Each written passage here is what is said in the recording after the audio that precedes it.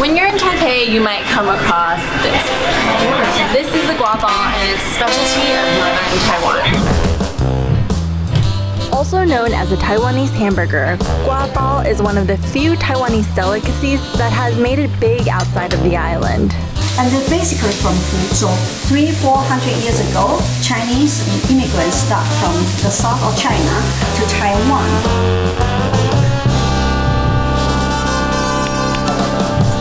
I met up with Ivy Chen, a private cooking class teacher in Taipei and an old friend of mine. So this is Fuzhou Market. Can you tell us a little bit about why you chose this market today? Okay, Fuzhou Market, because it's in the neighborhood also, it's the best market in Taipei City. It's the whole environment is great, clean, bright, and the produce is very diverse. So something like this, soft bone, that's a nice piece. Okay. Because the fat and the lean attach very well. When you cook long time, they won't fall apart. Okay. And that's what is a good, nice cut for guabao. We went and bought pork, flour, and pickled mustard greens, and walked over to our apartment where we began the cooking process. First, we worked on the dough. So we just added a pinch of salt, and then what else? Yeah, salt with the flour, and then sugar and the yeast in the bowl. Okay. And we need a warm water between like 40 to 42 degrees Celsius. Okay. The yeast will be active, so then they can rise the dough. The flour will be folded into the center, become crumbly, and then you can add oil. Just a little, about teaspoon. That will moist the dough. Then continue, fold and knead until it's later it will be elastic.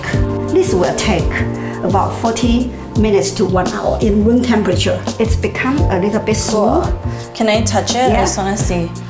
Oh, it's very elastic. Yeah. Like elastic. Kind of like a rubber band. Yeah. Next is the pork. It is first blanched in boiling water to get rid of excess blood. So you put the meat from cold water. Okay. That's very important. Yeah, I always did it with boiling water, and then my pork gets really tough. Yeah. You know why? Why? Because when the water is boiling, you put your meat in, you cook right away, the outside, but not inside. By slowly heating the meat, the blood coagulates so that it is easily skimmed off. So just poach a couple minutes. So like 2 minutes? 2 minutes on one side, another 2 minutes on the other side. The middle still not cooked. All right, so this is the piece. Okay. We already part cooked, and then I'm going to slice in half. Okay. From the angle because the skin is very tough. Yeah. In a wok, she puts in rice wine and 2 types of soy sauce, regular and dark, and a bit of water. Then you add the meat in the broth. Is it low heat or high heat? Now it's just bring to boil because I add the meat. And after it's completely boiled, you turn low, simmering, and then you add the spices. Cinnamon, orange peel, and star anise. Cook it until the meat is tender, roughly about 30 to 40 minutes. So from the pickle, this is the whole plant. It's pretty big, mustard green. So then you just cut random. Make it smaller, especially the leaf. Okay, then this is ready. We are going to fry just with little garlic. After that's done, it's time to return to the dough. So how do you know the dough is ready? It's twice of the size, and also put your finger poke in. Oh my goodness, it's like a pillow. Right, very soft. So you push down, and then you can fold. And then roll more, make it longer, like a roll, easy to cut. I see. The dough is rolled out, brushed with oil, folded in half, and then steamed for about 10 minutes.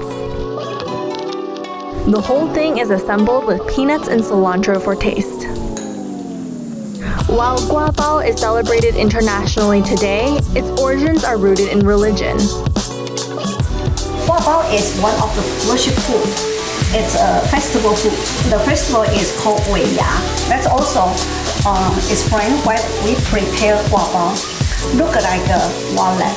And we put meat inside and the peanuts, golden color. Yeah. Resemble money, like gold dust.